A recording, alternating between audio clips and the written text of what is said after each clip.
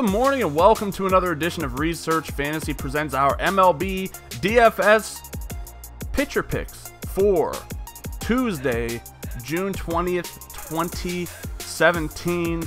Got a lot going on this week. I know that I mentioned I wanted to get NASCAR done last week. That's definitely going to be done this week. I think I'm going to be able to come out with a PGA video and CFL, so you know, we lost NBA and NHL earlier this month, maybe even a little bit earlier than that. But now we're ramping up with, some of the summer sports kicking off. Obviously, NASCAR and PGA have been going for quite a while. We'll just give them a little more emphasis because of the emptiness in our souls left by specifically the NBA finishing up. But tonight, we are here to talk about our three favorite tournament pitchers on a pretty nice slate. I love the 15-game slates. It's always one of those situations where if you're able to find a team that carries low ownership and you're able to have the chalk bust, you are in for a pretty solid night, which is always a good thing. So let's start things off in the cheap range with Amir Garrett at 10-8. On Fantasy Draft, 7,200 on FanDuel, 5,400 on DraftKings. Garrett's definitely a name that feels dirty to mention. After starting the year off pretty solid, he was hit around like a ton. I mean, that's really putting it lightly. He was just beat up all the way around. This isn't the greatest matchup for him. He's taking on a Rays team, high WOBA, high ISO, high hard hit percent against left-handed pitching, but the thing that kind of keeps him in consideration for me is that 27% strikeout rate that the Rays have. Garrett's not known for being a strikeout pitcher, but with league average being near the 20% mark, this is quite a bit above that.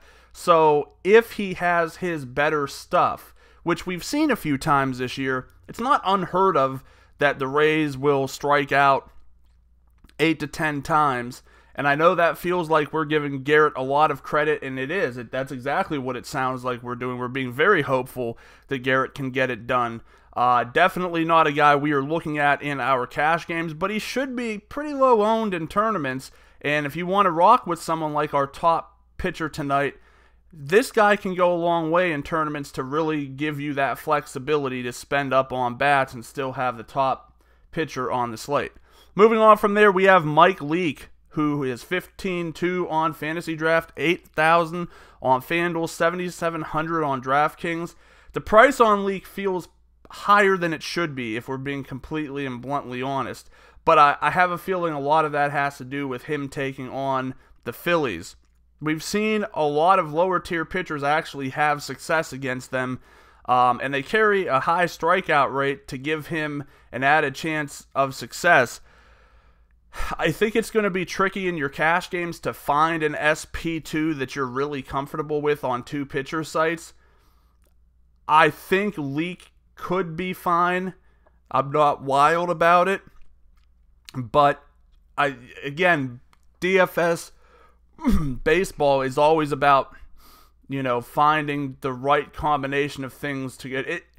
And truthfully, a lot of it has less about making sure you have all the right players who do well versus having all of the right players that as a total do well.